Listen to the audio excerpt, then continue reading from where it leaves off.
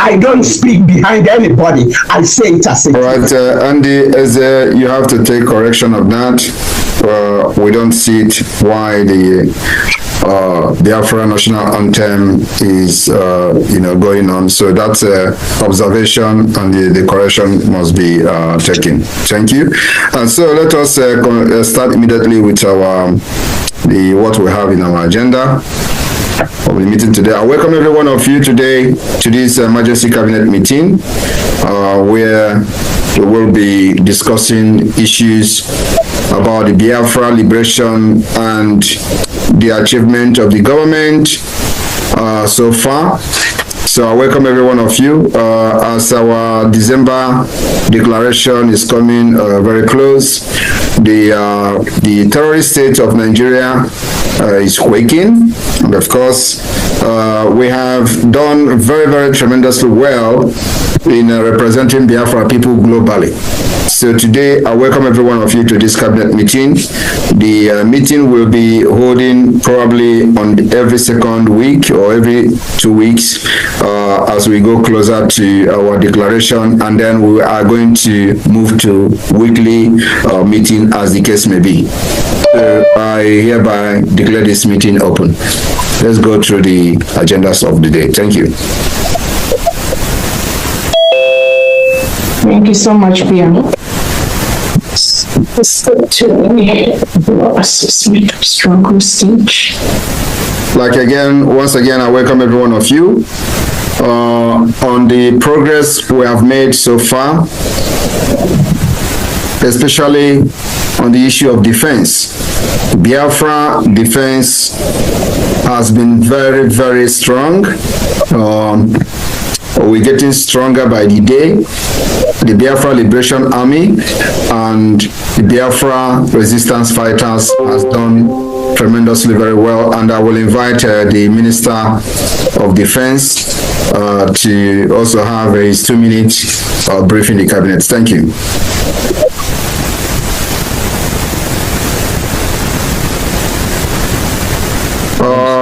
Defense, you mute yourself. Thank you. Yeah.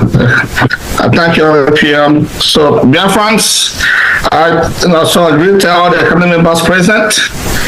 Just like the PM just said, the defense of Biafra land is very strong. Our men are very motivated. They know that what they're doing is that they're fighting for their freedom as well.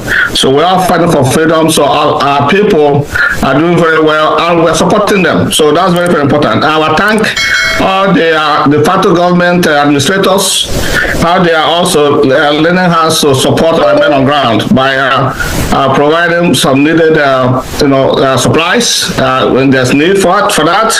So that's why I don't want to go really deep into it, because we're making our men, like our Dragon Fighter Marines and our Black Marines, in the peninsula. They're doing very well. We have some incidents, but we're still controlling the Abana. This regional headquarters in Abana. We're still controlling it partially, but we're fighting there. We're defending the area as well. So all departments, all the command fronts, and the Biafra land, in the mainland, we're doing very well. We have some challenges in Imo State, of course, but it's nothing that we cannot handle. So our men, our gallant men, are doing everything, and they're winning. So we are winning. Biafrans are winning. So just to keep it down, all we need is support, more financial support, for the material that they need. So but we all have so far, while doing very well and managing all the resources that we have. Thank you, PM. Let's leave it there. Thank you very much, Defense Minister, for that update. And of course, we have had a development, a few days ago with our alliance with the Ambazonia leader, the president of Ambazonia Governing Council, Dr. Cho Ayaba, which the news came that he was arrested in Norway. And of course, on that regard, we have been able to establish contact with the Ambazonia, Governing Council to know exactly what is happening and what is going on. And of course, at this point, The information is still very limited, the information we are getting, but it is one of the things that everybody should understand, that it is normal in a struggle like this. You have ups and downs, and you stay very resilient and continue to push, and at the end of the day, the end will justify the means. So I will invite the Director General of the Foreign Affairs Department or Ministry of the Biafra Republic of Montenegro and the Homeland, Professor Joy Irobi, to give us a brief of what we have gathered so far between the Ambazonians Alliance. Professor Joy Irobi, over to you. You have 2 minutes. Thank you. Okay. Good evening, dear friends. So to go straight, I had a meeting with the Ambazonia team, and it was not, they were a little bit unsure, and of course it's very understandable. A lot of things are ongoing, but it's kind of kept quiet. So what is important is that they wanted us Biafrans to speak strongly and condemn what is ongoing. And that's what we're also doing, using the social media to really speak strongly against what is ongoing, and also basically looking at the relationship between the Cameroon BIA with Switzerland and the tight relationship between Switzerland and Norway. It's all political pressure. So basically, everything is under control. So we are very close and at standby, waiting for the Ambazonia team to give us some update on what they want us to do.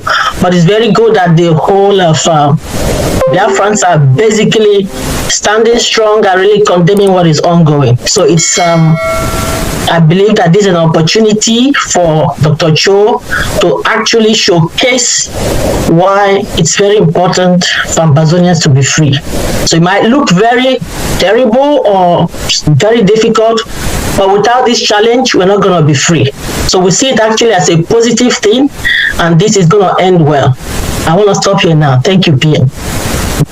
Thank you very much, the Director of Foreign Affairs, the Biafra Republic of Montenegro, Professor Irobi, and of course on the update from the last court appearance of the leader of indigenous people of Biafra, Mazen Amdekano.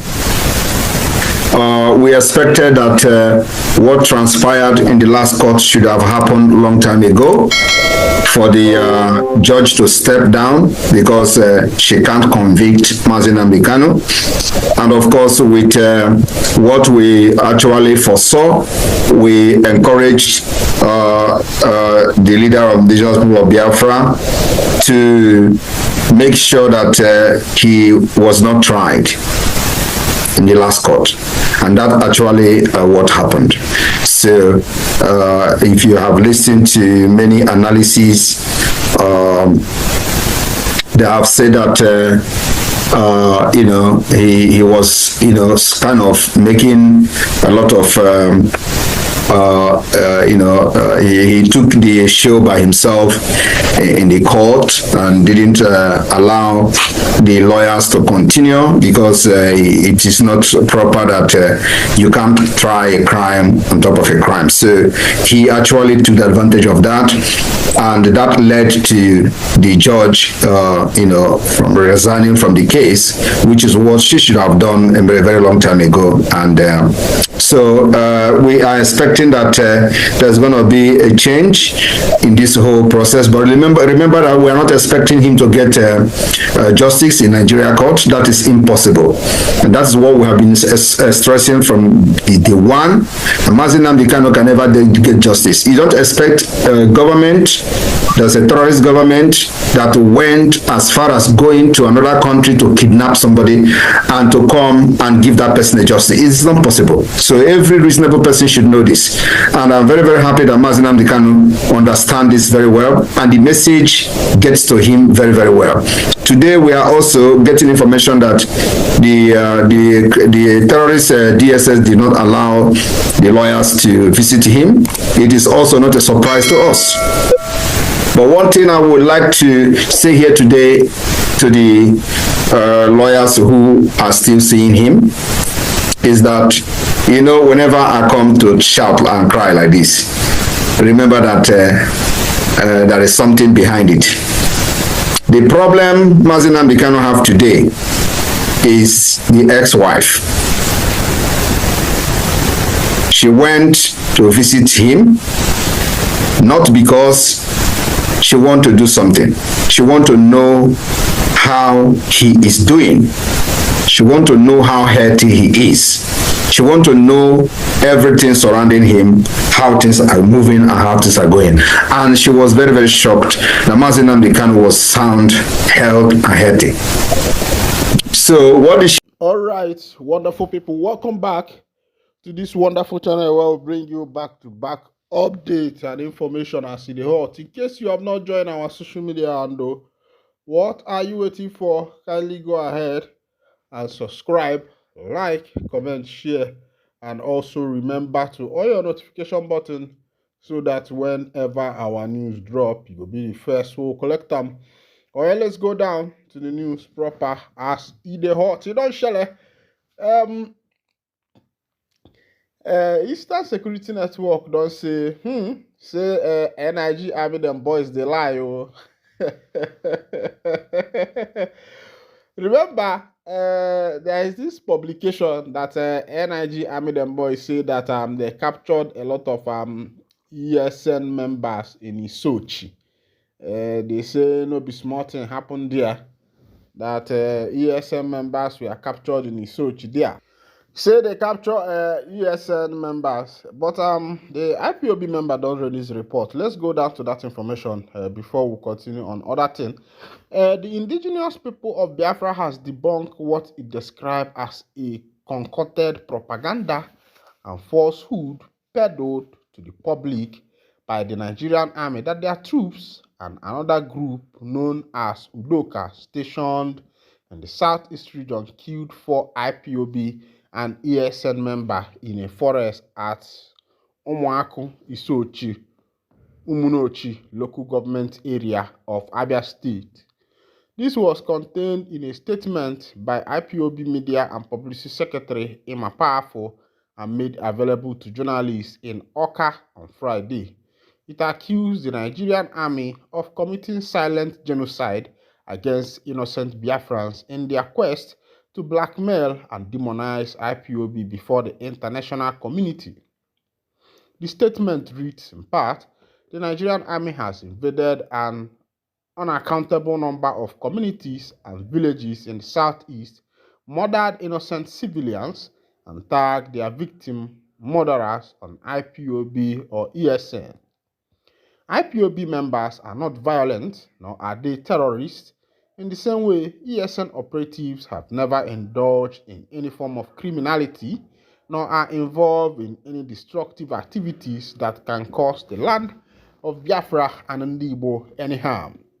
Instead, IPOB and ESN members have been at the forefront of providing security against the marauding Fulani terrorists against Ndibo.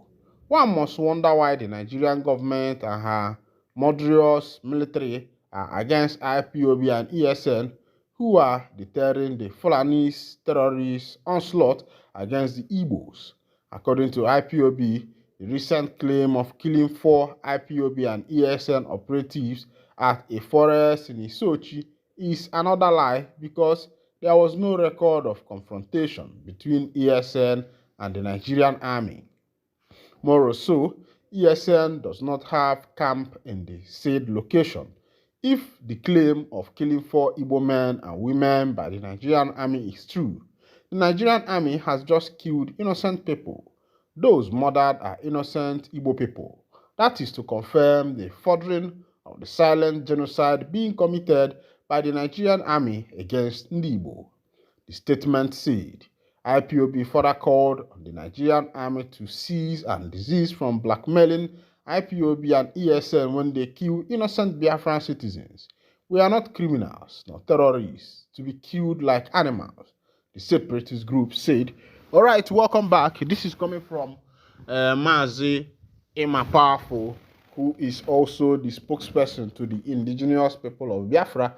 Meanwhile, there has been a little speculation about the issue of Emma Powerful. Some people say that Emma Powerful is not a person. That name just represents an office. That is what I heard. That name represents an office. Whereas on the ban, but meanwhile, a lot of things have been happening. Sometimes, man, I joke because I'm this kind of person that is very observant. Like the video I posted yesterday that happened in Ebonyi State.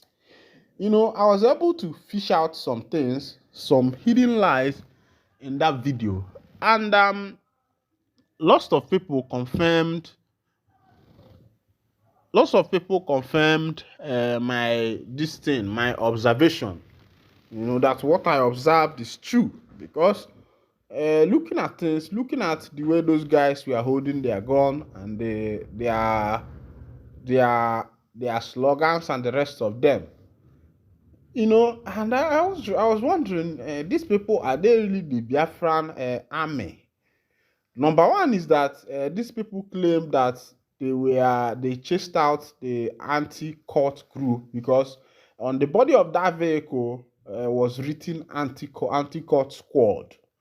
Now, so these people ran away, left their key in the vehicle and all that. And looking at the distance that these people drove to get to the main third road, I wondered how, you know, they were able to trek from that distance to that particular location, and also how they were able to pursue these people without even us seeing these people running or something like that, because they did not come there with a car. At least because they were trekking, I don't think these people should have noticed them, and those people were in a good position to respond with fire, the anti-court. But, you know, and also looking at their gun, also those guns look like police people gun and the rest of them. But meanwhile, a lot of people, you know, did that observation too. Some people say that these people are not Biafran army, that they are maybe Asari Dokubo's boys, because they were saying Asawana, Asawana, Asawana. And from information I having, that Asawana is not a slogan for the Biafran army. That Asawana is a slogan for Asari Dokubo's boys. So I was wondering which is true, which of these is actually true, because a lot of things have been happening and we don't even know the one that is true. Today, Nigerian army will post, the other day they will say a different thing and the rest of them. And another thing I have to say is that these people shouldn't just go and be killing people anyhow. They are soldiers. They have intelligence. So carry out your intelligence. Carry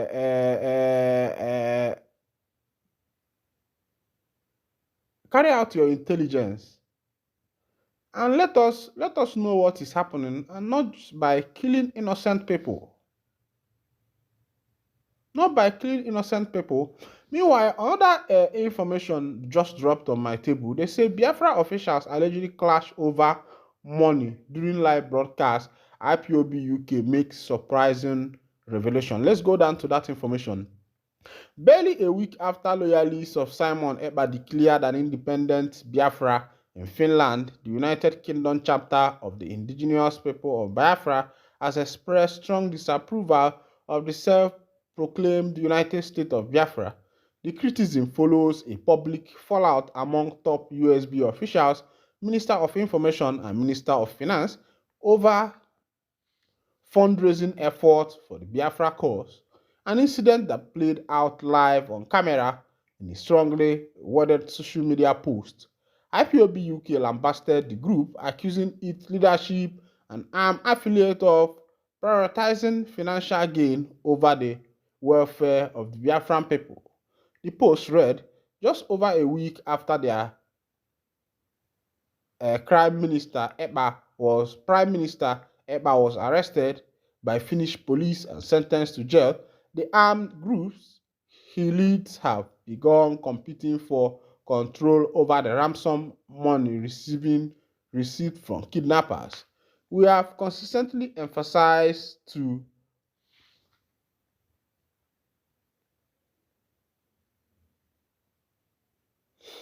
all right.